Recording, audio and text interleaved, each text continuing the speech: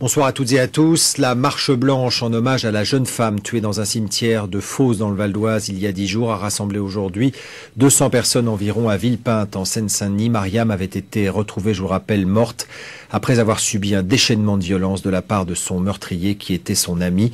Famille, amis et voisins sont toujours sous le choc. Aude Blaché avec Yves-Léopold Le Wulf. Midi, le cortège s'élance dans le silence à travers les rues désertes du parc de Lannou, le quartier où vivaient Mariam et sa famille depuis un an. Dans les rangs, serrés les uns contre les autres, il y a près de 200 personnes.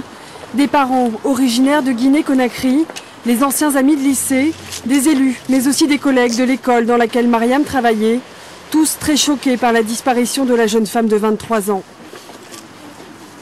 C'est vraiment un drame pour tout le monde. Le corps enseignant a été très frappé, les enfants, les familles, tous les gens qu'elle a touchés de près ou de loin par une action. C'était vraiment quelqu'un de particulier.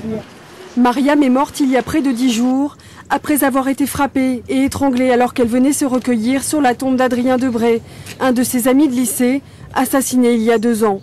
Mercredi, le meurtrier présumé de Mariam a été mis en examen pour homicide volontaire, confondu par des empreintes et des traces ADN. Il s'agit de Sylvain, le propre frère d'Adrien et petit ami de Mariam, une nouvelle qui a suscité l'effroi chez les proches de la jeune femme. C'était important pour organiser une marche blanche pour ma fille, que son âme repose en paix, mais je veux que la justice soit faite. Parce qu'elle ne peut pas partir comme ça et puis on lâche l'affaire. Il faut que la justice soit faite. Incarcéré, le meurtrier présumé n'a pas reconnu les faits.